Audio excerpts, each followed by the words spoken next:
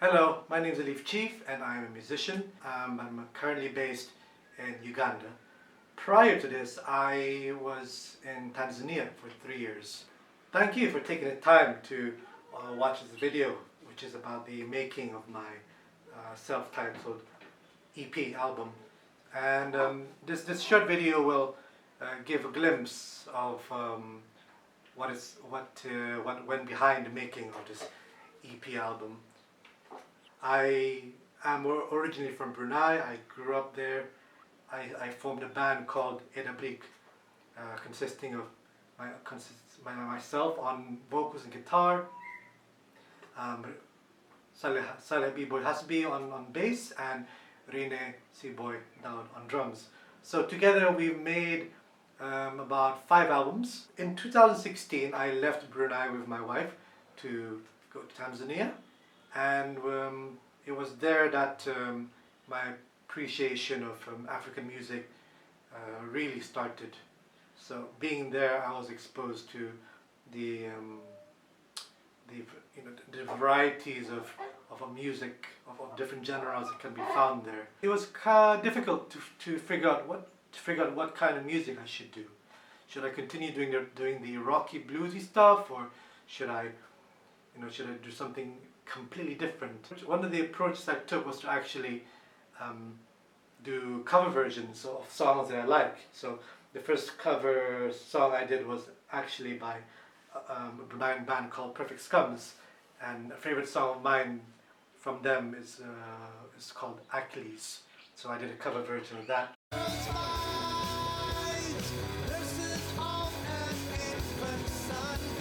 And then from there I progressed to trying my hand at actually covering actual music from Tanzania, and who else better than Leo Makania, of whom by this point I become good friends with. So I did a cover version of one of his songs which I liked. This was Bangili.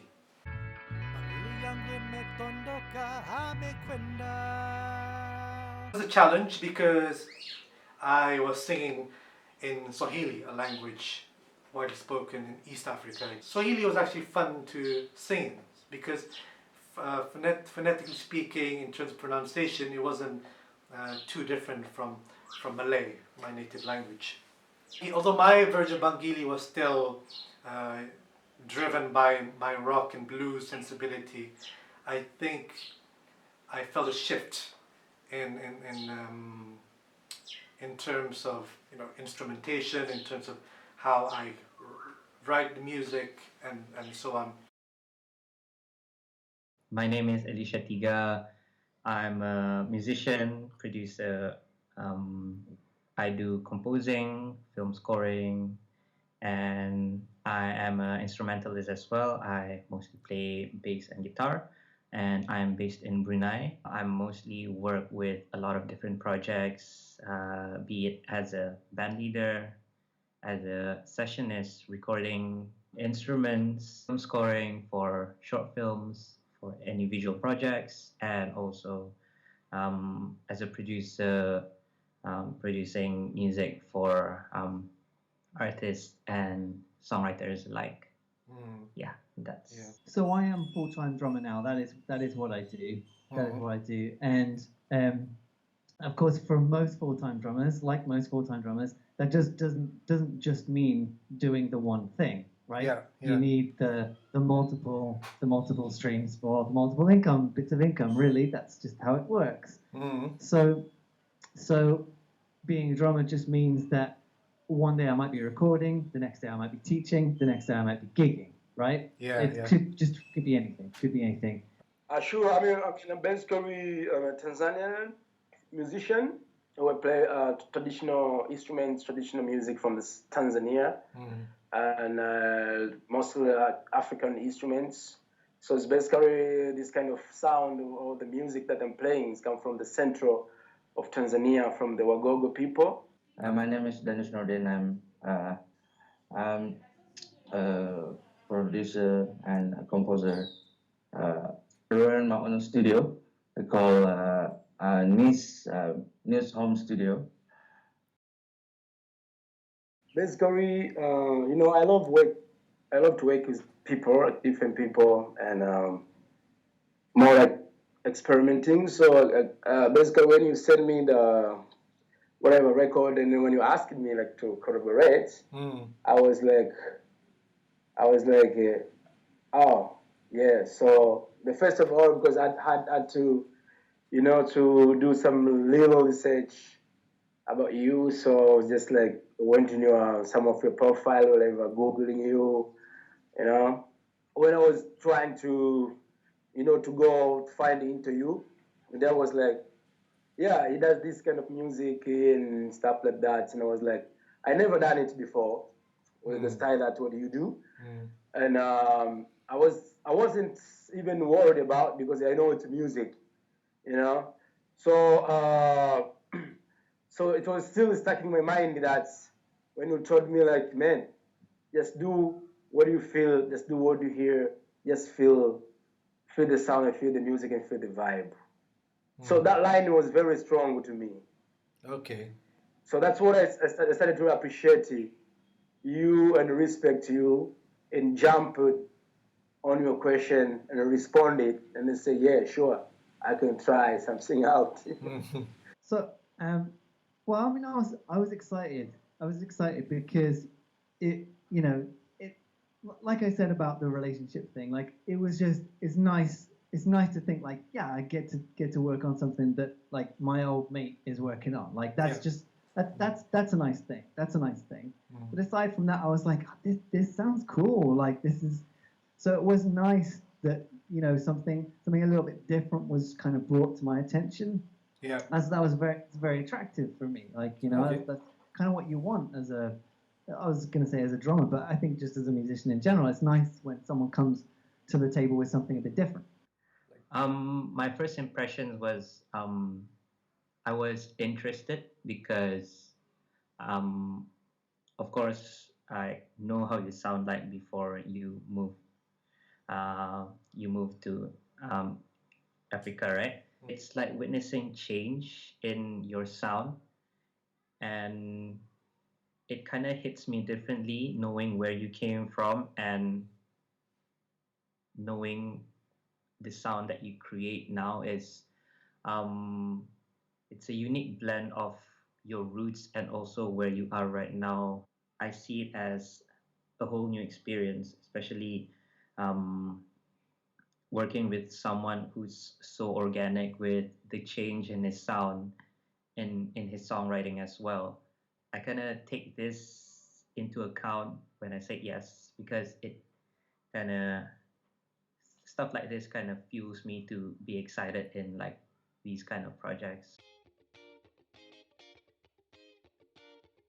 With Bumi Africa, to be honest, I was more influenced by the music of Fela Kuti, really. And although on the surface, Bumi Africa sounded like it sounded Santana-esque, or it had the rock and blues sensibilities behind it. Rhythm-wise, in terms of percussion, it is very much in the vein of Tony Allen, the drummer behind Fela Kuti's bands back in the 70s and 80s. And Tony Allen pretty much being one of the founders of Afrobeat. So, you know, it goes without saying, really. So yeah, Bumi Africa, I decided to sing in Malay because I wanted to, I wanted to sing in Malay anyway, which is my native language. And in Malay, sometimes I find it easy to say certain things in that, and you know, the way that in Malay, how the words rhyme together sometimes, it's sometimes more catchier than if I were to sing in English. So it's something new. Especially the way you riff your guitar, and then the genre I believe is like is a bit different lah. And then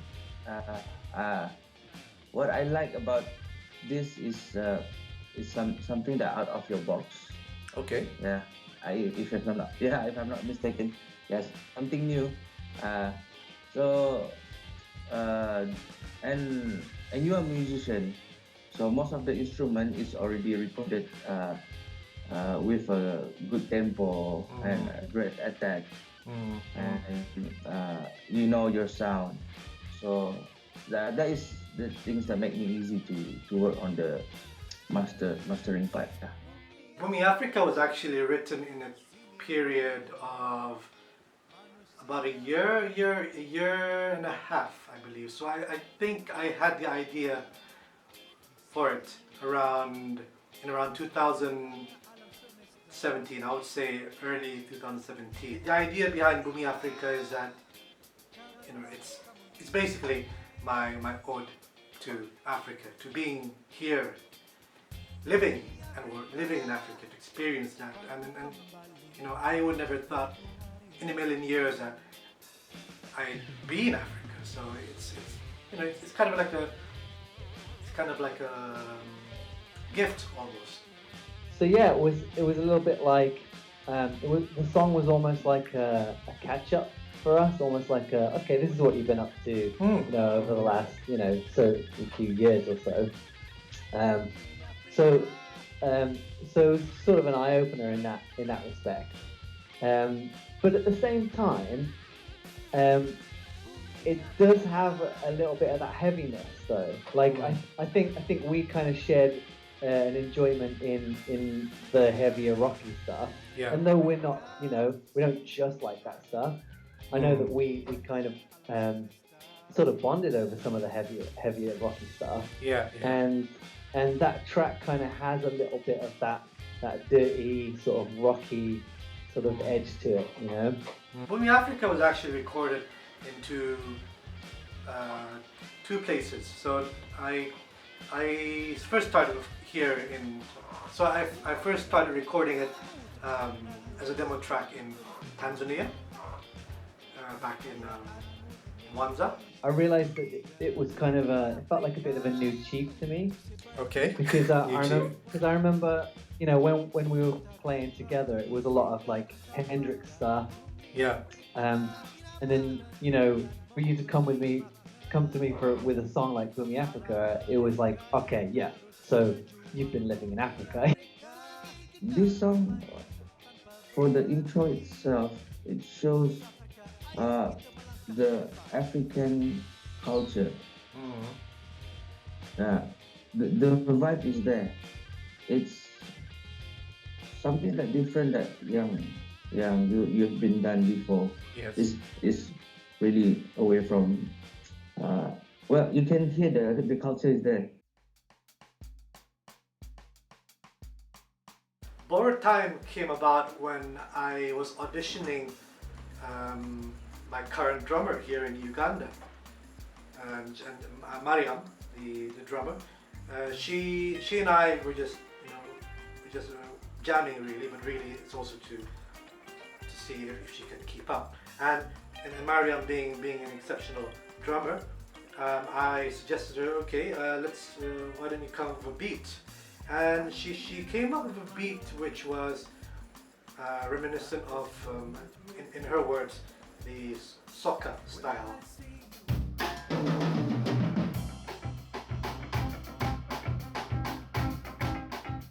So she started playing this soca-based rhythm, and that stuck in my mind after we finished jamming later in the day. So I as soon as I got home, I set up my recording studio, and I programmed as best to my ability the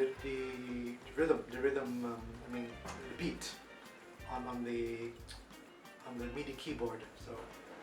So that stayed. So once I recorded that, I sort of put it on the sides, and I didn't touch that track for maybe like a week or two.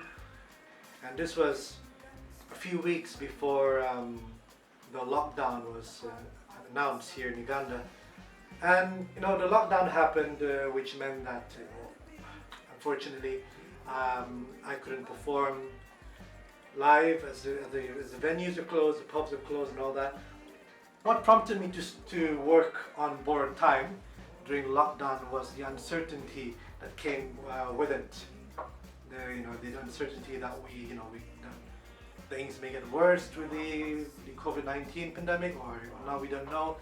There's a possibility that we would have to leave Uganda, and I felt that time was against me. So I felt pressured into getting the song done. I think I think in that one I'd seen a little bit of a progression there, like from you. I actually felt like there was a little bit of step up in maturity, actually. Like, now, like you're more than entitled to disagree with me on that. Disagree. You're more than entitled. You're more than happy to. But right. I felt like there was a little bit of. I felt like that was. And actually, it's gone a little bit like that generally from track to track. But I felt like that just stepped up a bit. But it was interesting because obviously, whenever any artist sends you the second track, it's always interesting to see how similar or how different it is to the first. Yeah. So I know I would have been curious about that, and likewise for anything else that you just sent on from then on.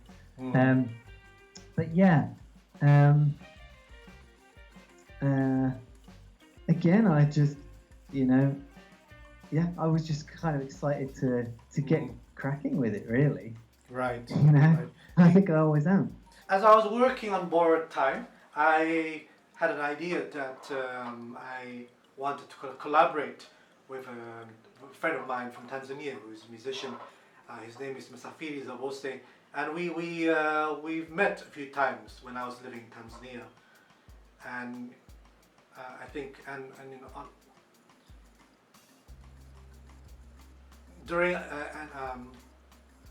from our last conversation we agreed to keep in touch, and that we would like to collaborate at some point. And I thought okay, the song. This is the best time to do it, but I didn't have any expectations of what Msafiri was going to do. So I sent him the demo track, as much. So I tried to finish it as much as I can. Sent it to him, and when he got back to me with with what he has done on top, it was amazing. So he did all these really intricate melodies on the ilimba, which is the thumb piano. So it's similar to the marimba actually, and it was amazing. I was really blown away by what he did. And actually the challenge then was that he sent me so many different melodies that it was really pick and choose. So I had to pick which melodies work, which didn't. And I sort of had to create a new song or a new composition out of it. So that was also fun, actually. It was actually fun for me to arrange what to do with all these melodies. So when you sent me the audio, it took me some time, when I was driving, like listening the car. I was like, okay, what should I need to do on this? What should I need to do on this? And because I'm always like, I never take a lot of time like to rethink it. Like it's what exactly I need to do, because it's a music. I always let my spirit and feeling, and the vibe, and to flow itself. So I adapted your vibe. Oh, okay. That was very easy. I adapted your vibe, and a couple of your line that you sent it to me, So I created an energy, and then that's that energy. I saved that energy, in myself, and I was like, yeah. So tomorrow, maybe for 2 days, I should go and jam with this song. So then I took it with me in the studio, in my home, my studio, and I kept playing, and I was like, okay, what exactly do I need to play on this? So then I started to adapt the guitar part, I kept singing. I was singing before even playing, even recording. Oh, okay. The guitar part. So then until I found like my own direction and I can feel like what is missing, you know. So then I kept jamming. So then I jammed with the instruments. I was jamming as what I was singing. So I picked my instruments and then I kept jamming. So then I found like very small loop. And then I say, okay, let me put this loop. So then I recorded the loop, very small loop. And then from that, so I let the music go itself in the loop. So I kept jamming, you know, the song. So until I found this is solo stuff and more addition, you know, and something like that. So it's a lot of like, not too much jamming, but the energy that's had it already. So that brought me straight into the song, you know, without like thinking. I'll play it like, oh, what it's supposed to sound, and maybe what the scale, what this is supposed to be. So I picked up and then try to create some small direction and create some like a small phrase, you know, that's might be meant or something like that. So then I found out, finally, you know, I found it like I'm in it in the song. Yes. And then I was like, this is the direction to go. And the instrument you used at the beginning, the first instrument you used was the Ilimba? Yeah, I think I said it was a Limba. So I had to listen to the guitar parts and other stuff, the frequencies. And then I was like, okay, so I need to find like some frequencies that might penetrate, you know, and maybe like small thing that should be driving, like, you know, like driving this sound like a different tone that might be closing in between, you know. So then I had to tune it to find like exactly a tone that might be driving a little bit. So then I tune it like medium limba. Yes. And then and I know what's in there. Like this is the tone I was looking for. Lyrically, it was about, of course, the notion of time not being on your side, and the idea that, you know, whatever you're doing, really actually you're just borrowing as much time as you can to achieve what you want to do. So, you know, in this case, it's for me the notion that, you know, I may not have the chance to write music or to produce music, and I put all these feelings into that lyrically. The idea of borrowing time, looking for time to get things done. I mean, really, that's what borrowed time is about, to be honest. I think part of the charm about borrowed time is that a lot of people, like you're playing on it. It's, you know, there's so much variation, and, you know, okay, although I came up with the basic scratch rhythm and the beat for it, you've managed to elevate it, which is great. You managed to put in your insight as a drummer and know what's best for the song. And, you know, there's when I sent you the demo, it was all monotonous all the way. So it's like, and there's some parts where you added your own feel to it, your own rhythms into it, and it made sense. Like, oh, okay, I didn't see that. I didn't think that would work, but it would work. Exactly. I mean, a particular example on Borrowed Time would be during the chorus, where you just sort of make it more upbeat. Sure, yeah, and that's what you're saying about collaboration, right? Like, you know, I mean, because if you'd have said, if I'd have done, because that's a little bit of you know, that's kind of a cheeky drum part, really. You know, like I think. I think. So, I was like, what? But, yeah.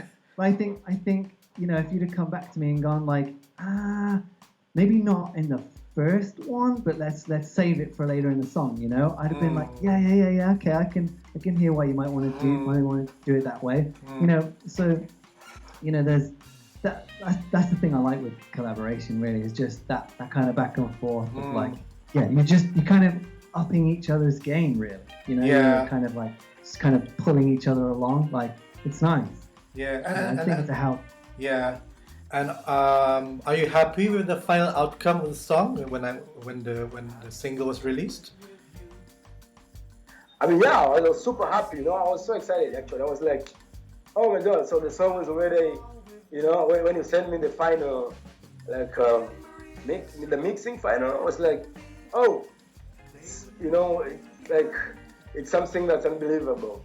You know, couldn't expect it because I was like, as you know, like, these African instruments, whatever traditional instruments, it's not very much used, you know, as other like Western instruments. Right. So sometimes people they never consider it because they think it's African instruments. So you're never paying attention is musically, you know, to bring the sound that might create, you know, people that they love. So people that don't know the sound, so they always kind of like ignore it for some reason. And so when this song came out, I was like, oh come, it could be everywhere, man. You know, and I still can hear it. Everything is there. So I was so excited and super like unbelievable. Kehidupan is Malay for life or livelihood in English. So when I came up with the idea for Kehidupan, it wasn't a conscious decision to write in Malay. And in fact, before I even added lyrics to it, I wanted to make it an instrumental. When you were working on Kehidupan, were there anything in particular? I mean, you just did a mastering for Kehidupan. Was there anything? Yeah. Kehidupan was like I worked with Borrowed Time first, and then I worked with BODA next. Those two really showed me like the sound that you currently have, influenced by where you are right now. With that timeline, working on Kehidupan was like a major throwback for me. Oh, okay. Halfway through recording the song, one of the tuning pegs broke. I don't know if you can see it, but you know, this is not in the correct position. So thanks to a good guy here in Kampala, thanks to Meho Kenani, he actually had a spare tuning peg that I could install on my electric guitar. So that saved the day, but prior to that I thought, okay, I thought maybe I should try to record it on the acoustic guitar, which is what I also have. And I was pleasantly surprised by how good it sounded. And then even after I managed to get the tuning peg fixed, or rather a new tuning peg reinstalled to my electric guitar, I decided to continue recording it with the acoustic guitar anyway, because I kind of like the vibe that it was giving. So I was listening to a lot of Miles Davis prior to writing Kehidupan, and then so I wanted it to be in that sort of vein where it'll just be an instrumental song and you'd play over it with the guitar and whatnot.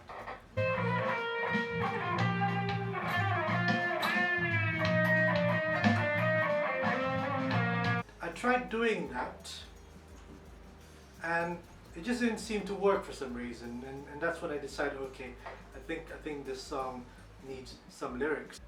The vibes that I was trying to go for with Kehidupan is sort of a mix between Nusantara music and the music of Ali Farkature, Viu Farkature, that sort of vibe. I was trying to get these two things together, you know, that I wanted to incorporate the Nusantara music that I grew up listening to, and then putting it together with the North, with the vibes you get from West African music. Malihat rupa wajahku. It's when there's acoustic guitar as well in rock music. It's that era. Oh, it's not, okay. not just like that kind of feel. Like you would like when you're listening to the song, you would expect it's just gonna be an electric guitar solo, but no. All right. Interesting. Yeah. Okay. That was a twist, and it was a fun twist to listen to. It was a natural blend. It didn't feel forced. Like it kind of combines together. It complements the different sounds that you incorporated, and it was very balanced. It wasn't too over the top. It wasn't too little. It just sits there, like in its own like comfortable spot, and I really enjoyed that about it. Now I've heard the finished product, the finished thing. When I recorded that, I didn't have all that guitar stuff. Like, there was like that guitar intro, there's that acoustic intro now. Like kind of all the acoustic lead stuff, let's call it, because there was the strumming stuff. Yeah. But all that stuff that wasn't there when I was doing the drums. So it was quite a different song, really. I mean, the feel of it was quite different to how it is now when I was recording those drums, you know. So it's evolved certainly since because I love that acoustic part on that. Sounds great. It's come out really well, by the way. Thanks. Yeah, sounds really nice. Sounds really nice. Boda refers to the motorcycle and bicycle taxis that you can find around all over in East Africa. I decided to name the song Boda because I wanted to, I wanted to sing about the Boda.